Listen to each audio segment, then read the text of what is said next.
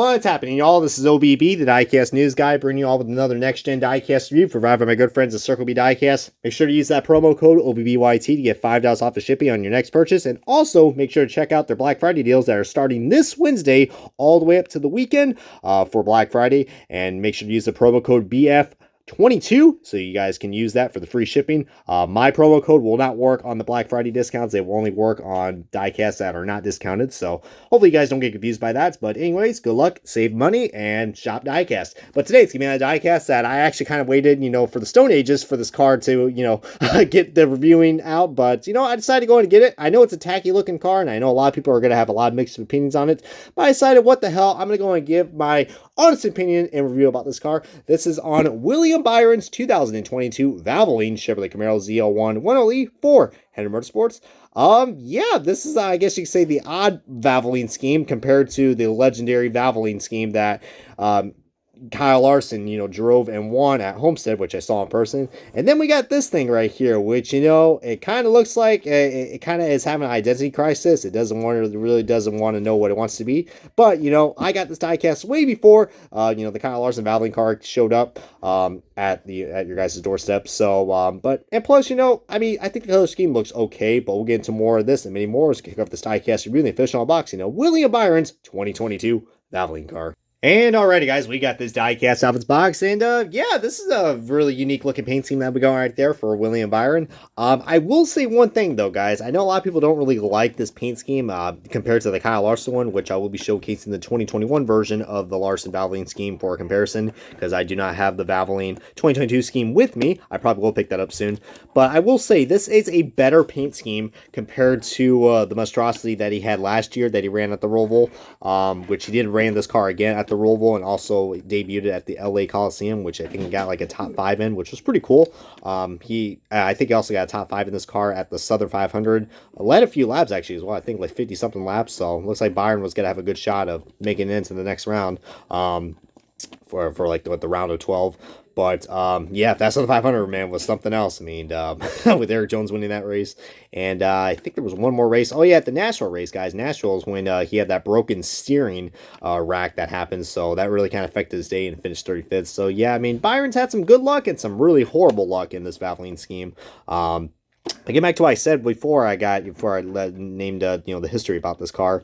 Yeah, this paint scheme does look a lot better than the 2021 car, because 2021 car, I mean, I guess like the colors were inverted, so you see where the white is, I guess that's where the blue was, and then where the blue was, that's where the white was. To be honest with you guys, when I look at a Valvoline scheme, this is the color combination I want to see. I want to see a white base car, and then you see the Valvoline colors, which is, red and the blue accents. I think I will say the one thing I don't really like about this, I think the 24 is a little small, and I can't really say, I really do like where this line is right here. I kind of feel like that 24 should just be scooshed in just a little bit more right here, kind of like how the Trackhouse numbers are, just because there's some empty space right there. I mean, I understand where the empty space cuts off, it's right there, so at least it's something like that compared to the Exalta car, which there's just nothing there. I don't know, I mean, but they did a decent job of showcasing the Valvoline logo, which I think looks pretty cool.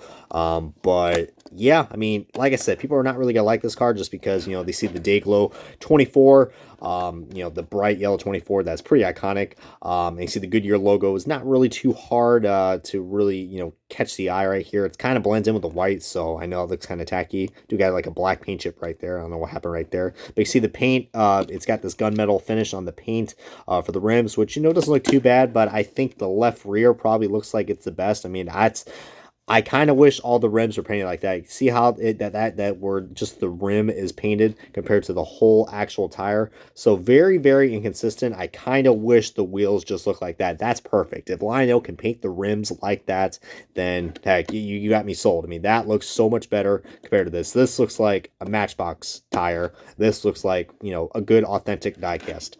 All right. But that's all I gotta say. I mean, it looks like they have got a little more of a better job with, the finish on these rims. But just, but we do got some random white specks all over this car. I mean, usually when you get a white-based car, you are going to get a lot of random shit on it. I mean, that's just how it is. I don't know what's going on at the factories, the EL factory or the PTC factories, but I can definitely tell you they are probably not up to standard when it comes to cleanliness, or it's probably really fucking dusty in those factories. Who knows? Because you can see there's like hair and all sorts of shit right here. Very, very, very kind of gross, to be honest with you guys. But heck, just still thankful I did got a die cast in my hands, so I guess that's something to be blessed about. But yeah, I mean, yeah, the Valvoline scheme, I will say, I mean, some people are, this could be a very mixed review. Some people are going to love it. Some people are going to hate it. I think it's okay. All right. I'm not saying it's like the best paint scheme and you got to go out and get it right now. The choice is yours. All right.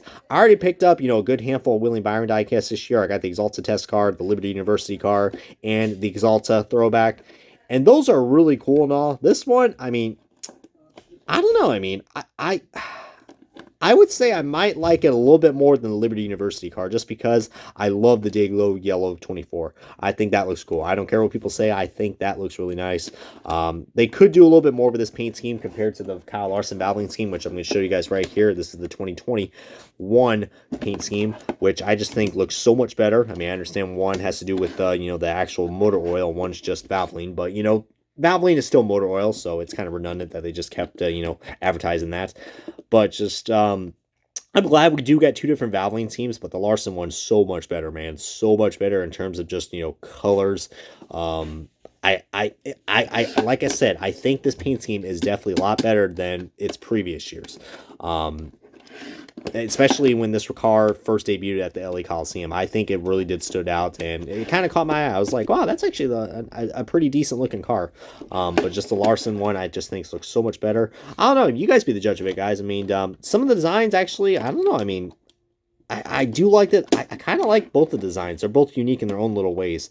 I mean, I don't know. We're going to have a nice little debate in the comment section, guys. Which Valvoline scheme is more kind of your superior favorite? The Larson one, I know this ain't the next gen car, but I'm just showing you guys just the comparisons, or the William Byron car.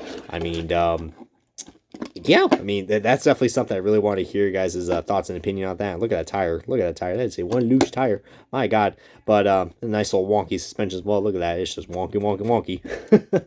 But yeah, let me see. I also got the original motor oil. I mean, there's nothing more original than that, except for a guy named Original Big Brian on here. So, but yeah, I think that's all I got to say about this diecast, guys. So appreciate you guys' continued support on these diecast reviews. And this is going to wrap up the diecast review of William Byron's 2022 Valvoline Chevrolet Camaro Z01 10E 400 Motorsports. Come on, subscribe. This has been OBB. Appreciate you guys continue watching these next gen reviews and many more. And until we meet again, I will catch you guys next time. And yeah, keep on rocking, y'all.